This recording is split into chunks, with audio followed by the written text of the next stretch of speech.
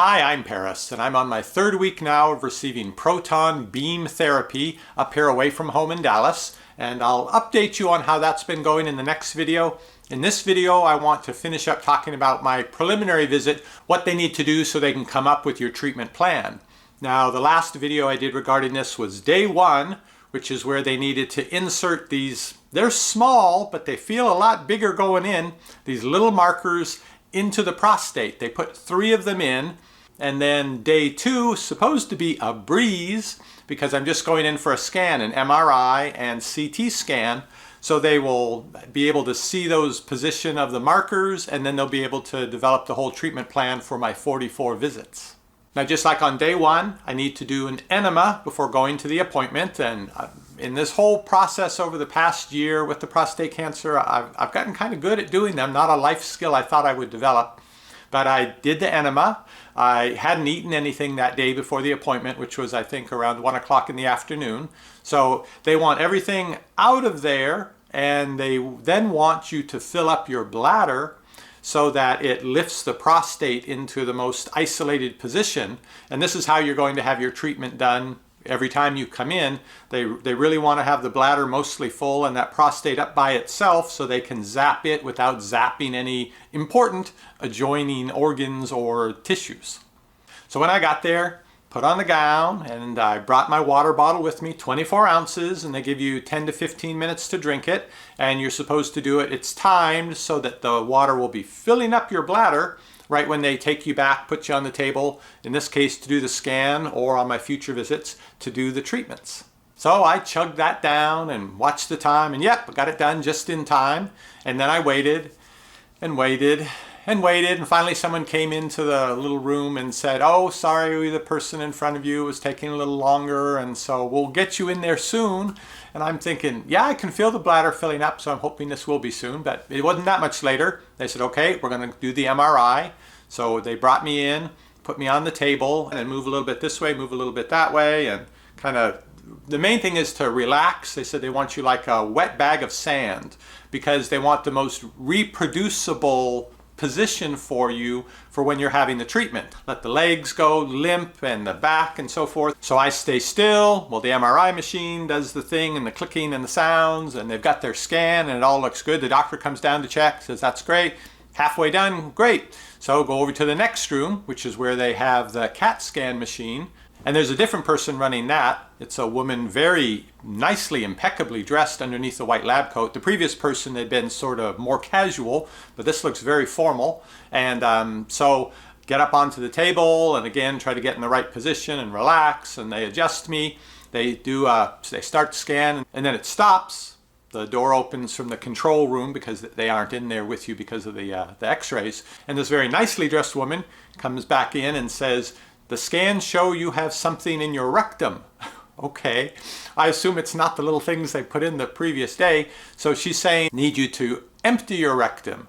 So I thought, well, that's an interesting way to put it, but I guess she needs me to try to poop. There's something in there. So back over to the bathroom. And by this time, the bladder has filled up considerably more. So I'm holding on to not letting that go, but I've got to relax over here to try to let this go. And so I work at it, and I couldn't feel that I had anything in there. So I gave it a try, but I just couldn't get anything to come out because I didn't feel that there was anything in there. I'd done the enema, not eaten the whole day. It was hard to imagine there was something in there. So after a couple of minutes, I thought, well, this is not happening.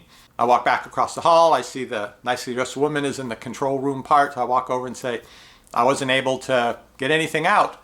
So she said, okay, hold on. So she picks up the phone to call the doctor to see what he has to say about this. And she says the patient's unable to empty the rectum, but we're seeing a little something on the scan.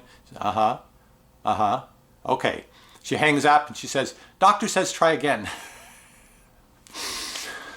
Okay, well, I know my body pretty well, and if I couldn't do it before, I don't think I can do it now, but I didn't seem to have a choice in the matter. I sort of felt like I was being told in potty training, you stay in that room until I see something in the pot.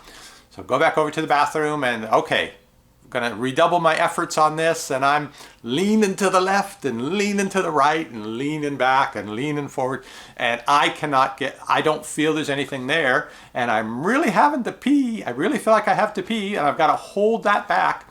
So I gave it a few minutes of the best try I could. Nothing was happening, so okay, what kind of trouble am I in now? So flushed the toilet, washed my hands, went back across the hall, and she said, so you're able to empty the rectum? I said, no, I can't feel anything in there. I can't get anything out. So she said, okay, I'll have to call the doctor. So picks up the phone. Yeah, the patient was unable to finish emptying the rectum. Okay, hangs up the phone. Says, well, we'll have to put a catheter in to drain that out. So, well, if that's what you got to do, that's what you got to do. Really didn't seem like something she wanted to do in her fancy clothes, even if she did have a lab coat over it. But hey, I'm in the gown, whatever's going to work. Back over into the CAT scan room, onto the table, legs up in like the stirrup position of a gynecologist's office, and this happens to people, right?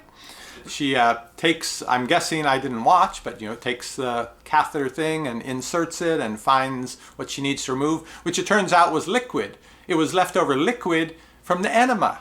So yeah, there wasn't really anything in there, nothing that I had eaten, but I didn't evacuate all of the liquid from the enema, and so that's what she had to go in and drain out. So okay, she's none too pleased about it. I'm embarrassed about it, but we got that done. So by this time, I'm really having to pee, and I mentioned, I think you're going to see my bladder's really full. I think I may be beyond that. They don't want it too full. They don't want it empty. So you got to be in the right range. I said it may be too full. She said, well, we'll see in the scan. So she puts me back on the table, positioning, adjusting. Okay, and she goes into the control room. The CAT scan machine starts up very quickly. It stops. She comes back in the door. You have gas in the rectum. She said, I'll need you to go to the bathroom and release the gas from your rectum. Well, this isn't sounding good to me because I don't feel it, and I'm still trying not to pee so hard. But I was told to go and do it, so I'm back to the bathroom again, and I'm squatting down and standing up, and I'm bending over and standing up, and I'm doing every which way, picking my feet up off the floor. It's not going to happen. Of course, the only reason there's any gas there is because they had me twice in there trying to push down to evacuate the rectum of some food that wasn't really there. So if there's any gas there, it's because they made me push it in, but it's not coming out.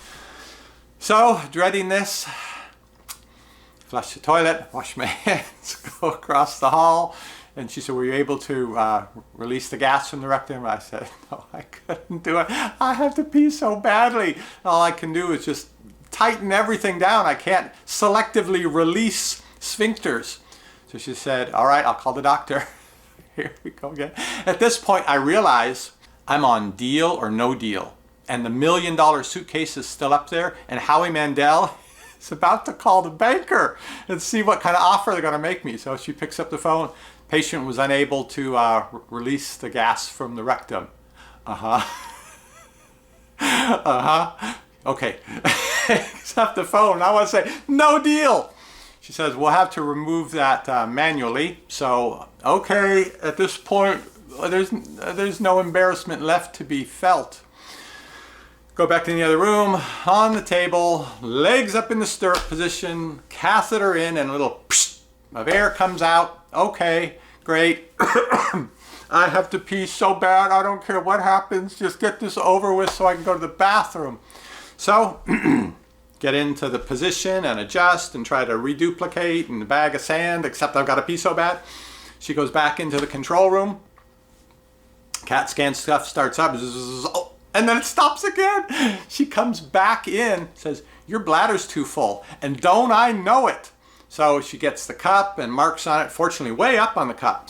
You gotta get rid of this much, but no more, and come right back. Okay, this I can do in the bathroom. So quickly head over there, fill up the cup, and okay, well that line's kind of, I'm going to the top of that line, what's clearly the top of that line, get that much in, dump it, flush the toilet, wash my hands, back across over there.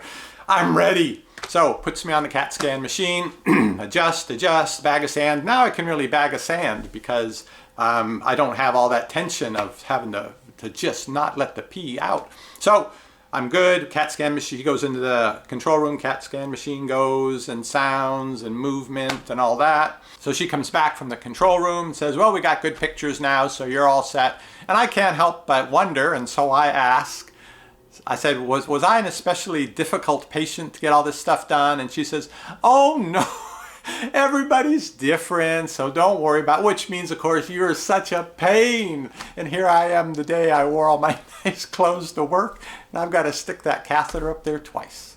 But after I got home, and after we finished eating dinner, I related this story to my family, especially the part about feeling like it was a deal or no deal every time she picked up the phone.